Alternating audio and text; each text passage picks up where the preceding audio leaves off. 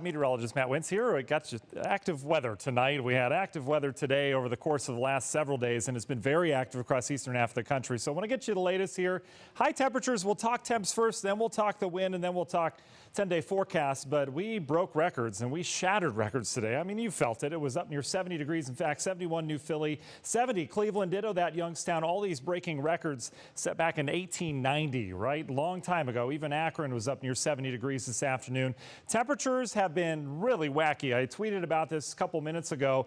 Here's the temperatures downtown. Lena, this is actually at the station. We hit near 70 degrees at 3, shot down to 40 as wind turned off the lake. We bumped back up to 58 at 9 o'clock, even 60s over towards Lorain, and now we're back down to the 40s lakeshore-wise. Reason why, we've got a frontal boundary. It's kind of waffling. That cold air this time of year is just so dense. I mean, it's January. It wants to build south, but we've got a big old push coming from the south that you'll see here in a second, and that's keeping these temperatures kind of waffling near the lakeshore, but we've still been in the 60s down towards Akron. All right, wind threat tonight. That's what I'm most concerned with. We've got a high wind warning out for all the pink counties there. Here's our dynamic weather system.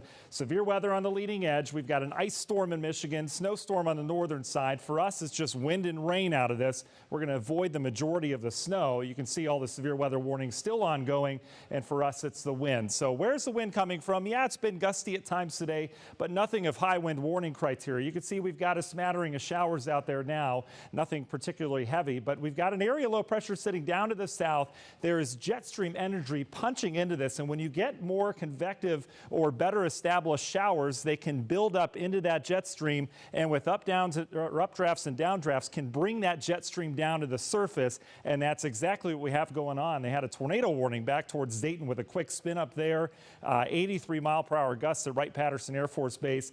That's what these are capable of. Is it going to be widespread? No, but I think everyone sees some strong winds as this line continues to advance off to the east. So it's down at Columbus now. It's moving around 75 to 80 miles per hour. So if you're speeding, it's moving at freeway speed. So this will take about an hour or so before it gets up into Mansfield. And I think we're talking 1, 2 o'clock in the Cleveland area, then out east. So what's the model say in terms of wind? Not a whole lot going on now. Model latches onto that quite nicely. And notice as that push comes through with that gusty shower, we have wind gusts perhaps approaching 60 miles per hour plus across pretty much the entire viewing area. That lasts through the early morning hours. That's the reason for that high wind warning. And then look how quickly winds die down tomorrow morning. 10 o'clock, we're seeing gusts not even to 20, and by evening, it's like nothing even happened around there. So Futurecast looks like this. You see the showers are clearing, maybe a leftover flurry, but it's going to be notably cooler as we get throughout the afternoon with high temperatures on your Sunday and a very quiet day shaping up only in the 30s. We warm up there after that. More rain on Wednesday, and the next big cool down with some snow arrives next weekend. We'll be back.